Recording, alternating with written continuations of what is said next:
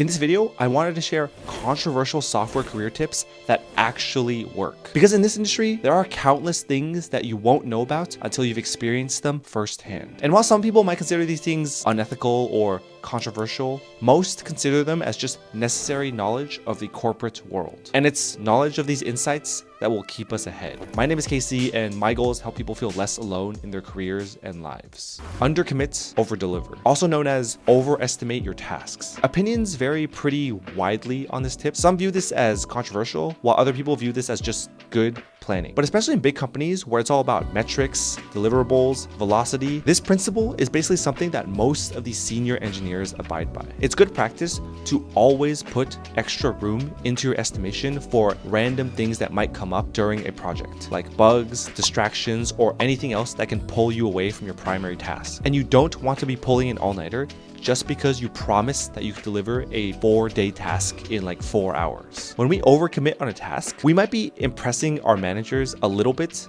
during the estimation phase, but as soon as we miss the target, we're looked at as untrustworthy and as someone that can't deliver on their promises. But when you set conservative expectations, when you undercommit and deliver ahead of schedule, we create positive, long-lasting impressions. Soft skills, how you come off to others, and interpersonal dynamics matter more than anything else you can do technically on the job. Simply put, being likable can accelerate your career greatly, assuming that you are competent and consistent in your work. This is controversial because most of us want to think of coding as a path where if we write enough code, we fix enough bugs, we finish enough projects, we're going to get promoted and get paid, and that your work will speak for itself. Soft skills were never really something that I focused that much on early in my career, just because I was too shy, too awkward. All I really wanted to do was code, and nothing else really appealed to me. But during my first job, I remember my boss making a joke about software engineers, that he could always tell which ones were the software engineers at the companies because of how much eye contact they made. And that was incredibly annoying to hear, but also a revelation. I needed to work on stepping out of my comfort zone, enhancing my communication, and working on myself outside of coding. The world we live in, unfortunately, is based much more on who you know rather than what you know. And it might not be fair, but sometimes we just have to learn how to play the game. Be okay with reneging an offer. When we sign an offer letter, sometimes we might think of it as a binding contract between an employee and an employer. But in the United States, these contracts are under at-will employment, meaning the employer or the employee can terminate it at any time for any reason. And given that, it's important that we know that it's okay to renege on an offer if it's most beneficial for us. But this one is extremely controversial. There are people who always want to honor their word and their agreements. And this is valid because while there are no legal ramifications for reneging on an offer, it can still have non-trivial downstream consequences. It can come at a huge cost to your personal integrity. Just because tech is a small world, it's likely that you will run into some people you've seen at previous jobs in other jobs. And going back on your word can cause broken trust in certain circles. But it's also essential to remember that companies also operate on their own best interests. If a company found a better deal, they wouldn't hesitate to replace you. And because of that, while you don't want to use this whole tactic as a first option, you want to keep it on the table in case there's a better offer for yourself. And this has generally been an unspoken rule in the tech industry. Company loyalty is dead.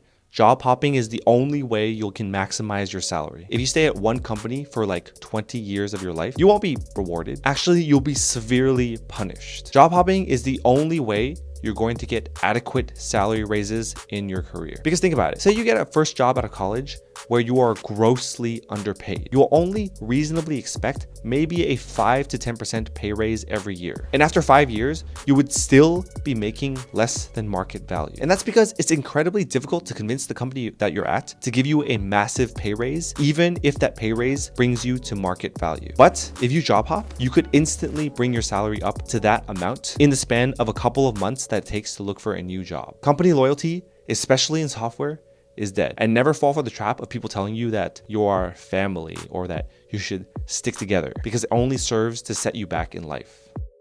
Okay, now we're on to the really controversial stuff. Lying during salary negotiations. During the job hunt, one of the most effective ways of raising your salary is to use competing offers from multiple companies and use them as negotiating leverage. But what if you only have one offer letter? People will commonly bluff that they have a better offer somewhere else and that they will immediately sign with the company they're at if they match that offer. And this one is controversial because it's essentially lying. And while I have not personally done this myself, I have heard of coworkers or former coworkers that have done the same thing to maximize their salary at new companies. There are situations where you can be pressed for proof of a better offer, but generally I think this is unlikely to happen. Definitely use this tip at your own discretion, but it's something to at least keep in mind to make the best deal for yourself. Finish your work today, commit it tomorrow. This one can also be summed up as don't do more work for no reason. And this one is very controversial because it can be seen as lying for the sake of optics. But what you realize is that everyone has their down days at work. Not everyone is able to produce at 100% every day of their career. Actually, no one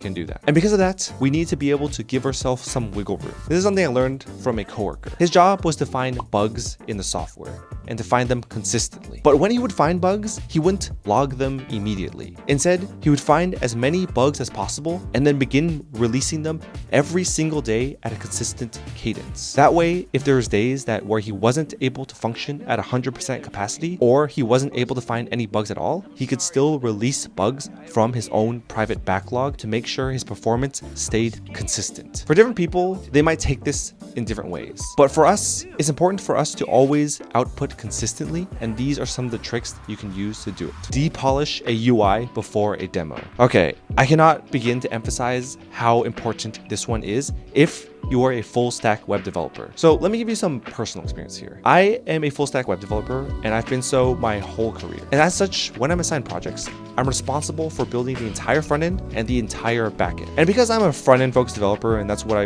really love doing, I like to polish front end experiences first. I really like working on animations, CSS tweaks, all these little like styling improvements. But certain companies will ask for periodic demos to see how the progress is going before the big deadline. If you pull up a demo with a perfectly polished user experience and front end, it doesn't matter how far you are in the backend code, they're going to think you're basically done. And the people reviewing the project will start to think like, oh, he's 5 weeks ahead of schedule. And they're going to run to tell their bosses or the customers that the feature is imminently ready to be released. Because in their mind, it's just hook up the buttons and make it work. So because of this, I think it's imperative to do one of two things. Either do the user experience last because you don't want to be stuck in a situation where you have a perfectly polished user experience and all the backend code to work on afterwards. Or purposely uglify the UI to not give a false sense of how close you are to the finish line. To your coworkers, your managers, project managers, everyone involved with the project. You don't want to be looked at as the person who is slow at coding just because you spent too much time on the user experience first. Leave flaws in demos for the purpose of having people give input. So this is only a bigger issue in companies where politics and people throwing their weight around in meetings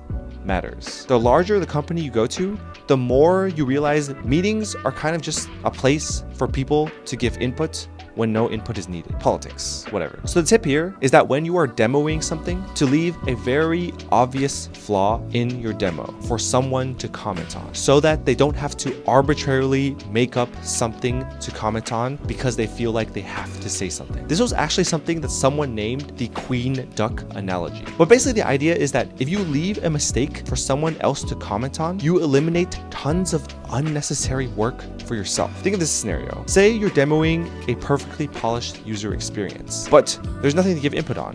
It's already pretty much done. So instead, because they feel like they have to give input, they ask you to rearrange the UI, which is hours and hours and hours of extra work that you just basically created for yourself. So this whole thing might sound trivial, but it's closely linked into human psychology and politics. Definitely keep this as something in mind when you're working on your next project. If you like this video, you might want to subscribe for more tips about the software career or the software job search. Thanks for watching.